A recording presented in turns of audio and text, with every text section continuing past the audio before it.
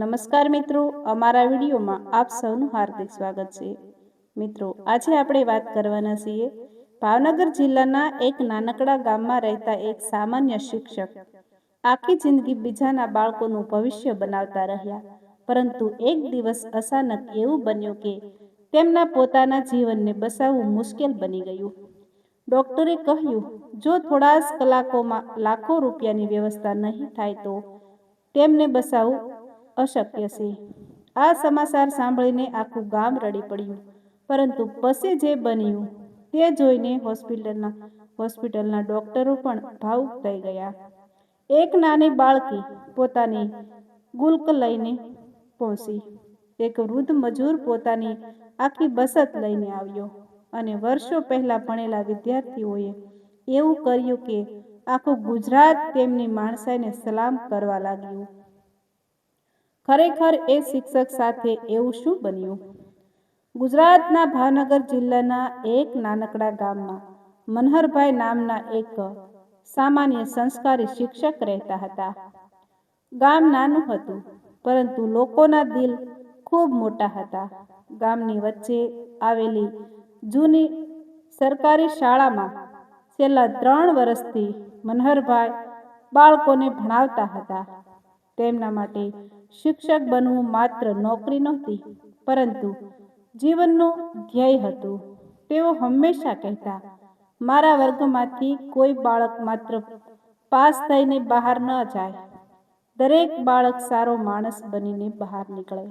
આ જ વિચાર સાથે તેઓ રોજ સવારે સૂર્ય ઉગે તે પહેલા શાળામાં પહોંચી જતા। શાળાનું મેદાન સાફ કરવું હોય, વર્ગખંડમાં તૂટેલી ખુરશી ગોઠવવી હોય કે બાળકો માટે પાણી ભરાવવું હોય, તેઓ કોઈ કામને નાનું માનતા નહોતા। ગામના ગરીબ બાળકો પાસે પુસ્તક ન હોય તો પોતાના પગારમાંથી ખરીદી આપતા। કોઈ બાળક ભૂખ્યું આવે તો પોતાનો ડબ્બો વેચી દેતા। કોઈ બાળક ફી ન ભરી શકે તો પોતાના પૈસે ફી ભરી દેતા। ઘણા વખત તેમની પત્ની કમળાબેન કહેતી, ઘરના ખર્ચ પણ જોવો, બધું જ બીજાઓ માટે આપી દેશો તો આપણે શું કરીશું? ત્યારે મનહરભાઈ હસીને કહેતા, ભગવાને આપ્યું છે તો કોઈના કામમાં આવવું જોઈએ। આ બાળકો જ મારું સાચું ધન છે। વર્ષો વીતી ગયા, હજારો વિદ્યાર્થીઓ તેમના હાથ નીચે ભણ્યા। કોઈ ડૉક્ટર બન્યો, કોઈ પોલીસ અધિકારી, કોઈ શિક્ષક, કોઈ સૈનિક, કોઈ વેપારી, પરંતુ ગામમાં આવે ત્યારે સૌ પ્રથમ પોતાના માતા પિતાને મળતા અને પછી મનહર સરના ઘરે જરૂર જતા। મનહરભાઈ દરેક વિદ્યાર્થીને નામથી ઓળખતા હતા। આજે પણ તેઓ વર્ષો પહેલા ભણેલા વિદ્યાર્થીઓની નાની નાની વાતો યાદ રાખતા। એક દિવસ વરસાદી સવાર હતી। બાળકો પ્રાર્થના માટે ઊભા હતા। મનહરભાઈ પ્રાર્થના બોલાવી રહ્યા હતા। અચાનક તેમની આંખો અંધારી થઈ ગઈ। હાથમાં રહેલું માઇક નીચે પડી ગયું અને તેઓ જમીન પર ઢળી પડ્યા। બાળકો જોરથી રડવા લાગ્યા। આખી શાળામાં દોડધામ મચી ગઈ।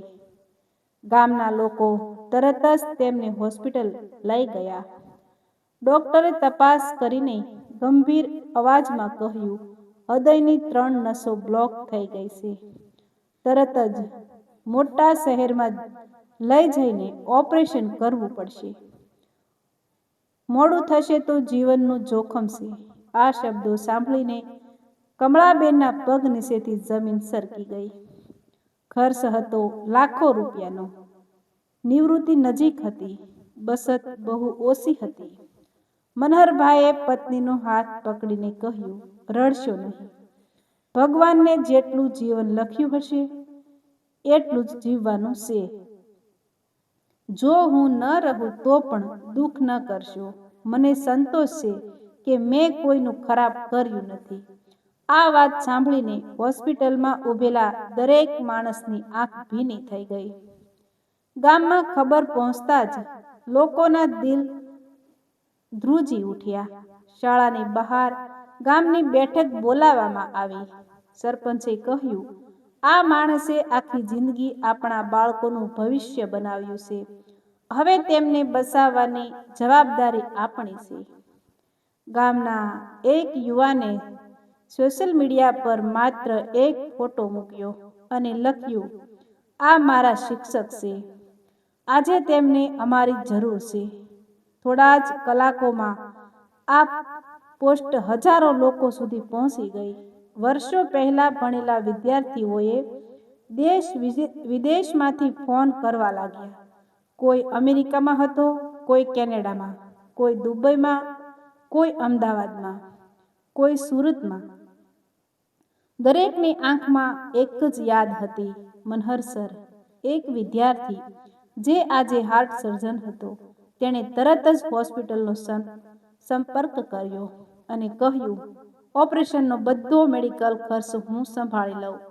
બીજા વિદ્યાર્થીએ કહ્યું, હોસ્પિટલનું બિલ હું ભરીશ. ત્રીજા વિદ્યાર્થીએ કહ્યું, સરના પરિવારને એક પણ રૂપિયાની ચિંતા થવી જોઈએ નહીં. પરંતુ સૌથી ભાવુક દ્રશ્ય તો બીજા દિવસે જોવા મળ્યું. ગામનો એક વૃદ્ધ મજૂર ધીમે ધીમે હોસ્પિટલમાં આવ્યો. તેના હાથમાં જૂનું કપડાનું પોટલું હતું. તેણે કમળાબેનને આપતા કહ્યું, બહેન, મારા દીકરાને સરે મફતમાં ભણાવ્યો હતો. આજે તે શહેરમાં નોકરી કરે છે. આ 151 રૂપિયા મારી મહેનતના છે. ઓછા છે, પણ મારા દિલથી છે. કમળાબેન રડી પડ્યા. હોસ્પિટલમાં ઊભેલા લોકો પણ આંસુ રોકી શક્યા નહીં. પછી એક નાની બાળકી આવી. તેણે પોતાની ગુલ્ક મનહરભાઈના બેડ પાસે મૂકી અને કહ્યું, સર, તમે જલ્દી સાજા થઈ જજો. તમે કહ્યું હતું ને કે બીજાને મદદ કરવી જોઈએ. આ મારા બધા પૈસા છે. એ નિર્દોષ શબ્દો સાંભળીને મનહરભાઈની આંખોમાંથી આંસુ વહેવા લાગ્યા. થોડા દિવસોમાં લાખો રૂપિયા ભેગા થઈ ગયા. સફળ ઓપરેશન થયું. ડોક્ટરે બહાર આવીને કહ્યું, ઓપરેશન સફળ રહ્યું. આ શબ્દો સાંભળતા જ આખી હોસ્પિટલ તાળીઓના અવાજથી ગુંજી ઉઠી. લોકો ભગવાનનો આભાર માનવા લાગ્યા. એક અઠવાડિયા પછી મનહરભાઈને જ્યારે ભાન આવ્યું, ત્યારે તેમણે સામે ઊભેલા પોતાના વિદ્યાર્થીઓને જોયા. કોઈ ડોક્ટર હતો, કોઈ કલેક્ટર, કોઈ પોલીસ અધિકારી, કોઈ સૈનિક, કોઈ વેપારી. સૌના ચહેરા પર આંસુ હતા. મનહરભાઈ ધીમા અવાજે બોલ્યા, હું તો વિચારતો હતો કે મેં જીવનમાં કંઈ ખાસ કર્યું નથી, પરંતુ આજે સમજાયું કે પ્રેમ ક્યારેય વ્યર્થ જતો નથી. હોસ્પિટલમાંથી રજા મળવાના દિવસે ગામના પ્રવેશદ્વારથી લઈને તેમના ઘર સુધી લોકોની લાંબી કતાર લાગી હતી. મહિલાઓએ આરતી ઉતારી. બાળકો ફૂલ વરસાવવા લાગ્યા. વૃદ્ધે ગળે મળીને આશીર્વાદ આપ્યા.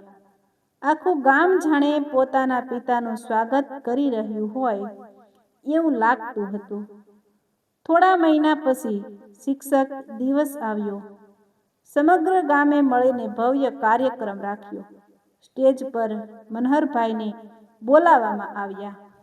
હજારો લોકો સામે તેમણે માત્ર એક જ વાત કહી, મેં બાળકોને ગણિત, ગુજરાતી અને વિજ્ઞાન શીખવ્યું હશે, પરંતુ આજે મારા વિદ્યાર્થીઓએ મને શીખવ્યું છે કે દુનિયામાં સૌથી મોટું ધન પૈસા નથી, માણસાઈ છે.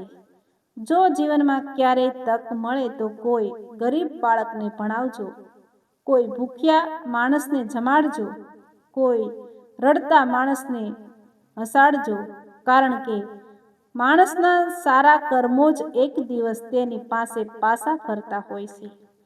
આ શબ્દો સાંભળીને સમગ્ર મેદાનમાં બેઠેલા લોકો ઊભા થઈ ગયા. લાંબા સમય સુધી તાળીઓ પડતી રહી. ઘણા લોકો ખુલ્લે આમ રડી રહ્યા હતા. એ દિવસ પછી ગામમાં એક નવી પરંપરા શરૂ થઈ. દર વર્ષે શિક્ષક દિવસના દિવસે ગામના લોકો ગરીબ બાળકોને પુસ્તકો અને સ્કૂલ બેગ ભેટ આપતા. શાળાના દરવાજા પાસે મનહરભાઈના શબ્દો લખવામાં આવ્યા. સાચો શિક્ષક માત્ર ભણાવતો નથી, જીવન બનાવે છે. આજે પણ જ્યારે કોઈ નવો વિદ્યાર્થી એ શાળામાં પ્રવેશ કરે છે ત્યારે સૌથી પહેલા તેને મનહરભાઈની આ સત્ય ઘટના જેવી લાગતી પ્રેરણાદાયક વાર્તા સંભળાવવામાં આવે છે. કારણ કે એક સારો શિક્ષક ક્યારેય મૃત્યુ પામતો નથી. તે પોતાના વિદ્યાર્થીઓના સારા કર્મોમાં હંમેશા જીવતો રહે છે.